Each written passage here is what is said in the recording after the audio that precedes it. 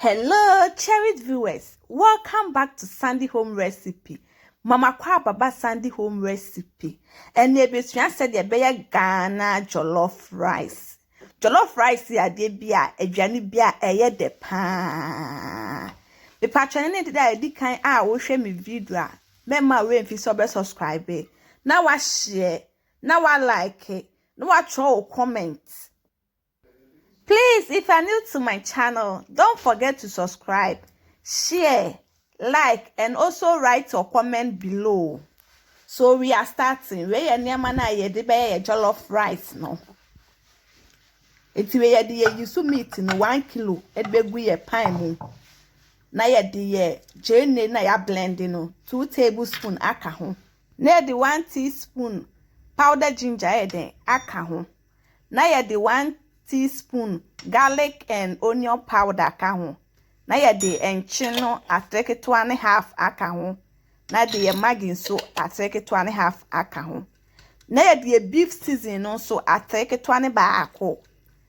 Na ye de ensuo atrekese no 4 aye de aka ho. Na fe de ye numu. Eti unum wi na de akosi ja so aye den anoa. Nti we anu abie su na wa den wa 10 no se de wo so no so be kwa ase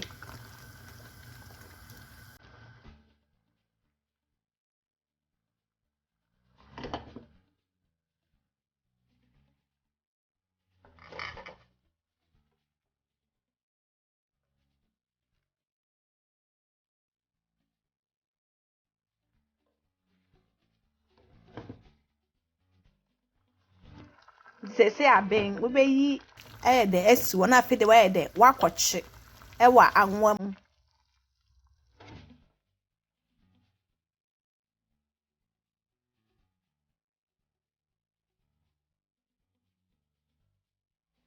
tu ya na wa de we de agu anwa na ya do no na fe de wa che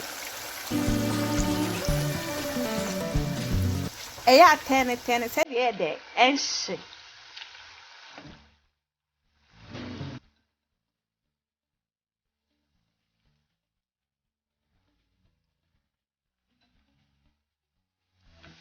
se aben na wa yi fi anwa ni mu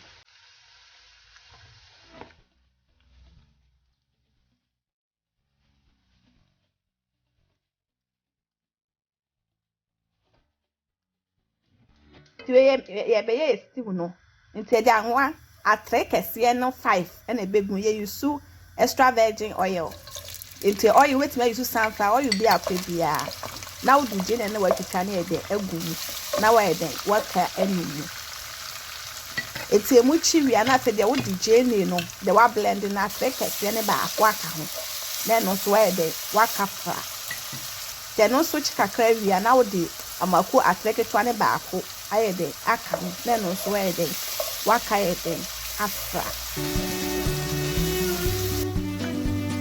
emuchi na the tomato paste near den egu na no so e den waka e de afra na wajam na sisu kakra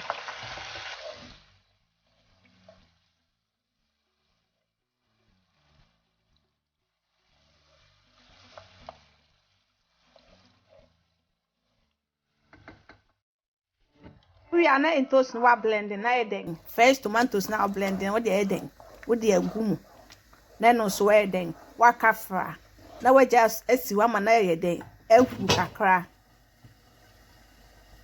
nti we anu wanum na wo we no o sauce beef sauce na wo ye no na wahwie egu na no so e den waka fra na no so waja ye den asiwa ma na ye den ehu kakra memu aye den achi.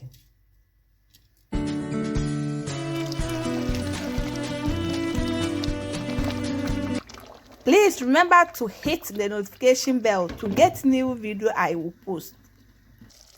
It's tembe I say unum say that see de enhye.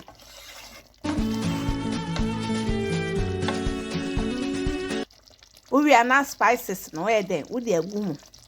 Na no so e de aka fa na wo de enchin kakra so e de aka ho.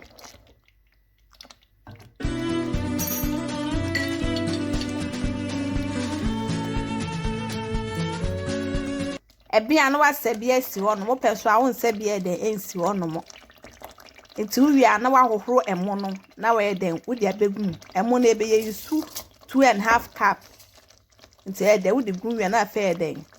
Wa den akafra. Ansa na ye de ye nam ye den ebeka ho.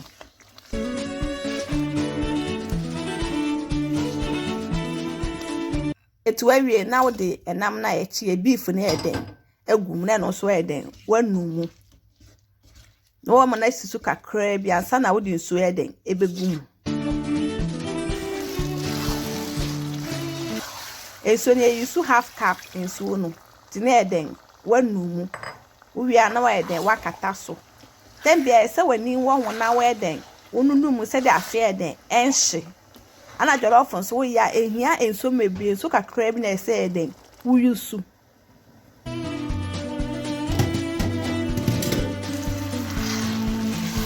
Then bia se wonum se de ahye den enhye.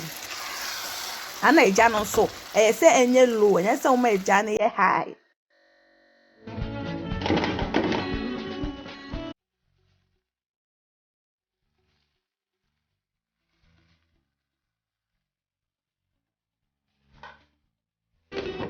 We are not the vegetables negum. You use spring onion, and a bell pepper, and a pizzeri. It's the vegetables are open. Or perhaps the carrot here, the egg.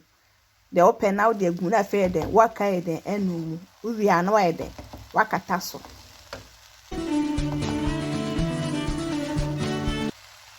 And then the kind I will share my video. I my way if you say, Ube subscribe it. Now I share.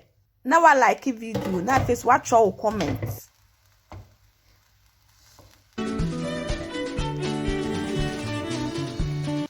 Remember if you say over hitting notification bell no.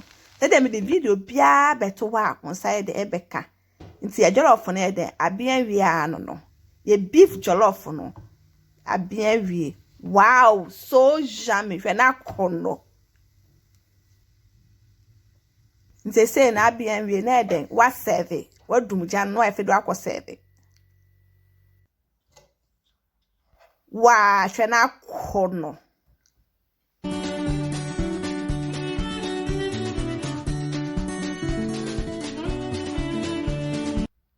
Now this our beef jollof rice, Ghana jollof rice. Please like this video and subscribe to our channel. Thank you so much for watching.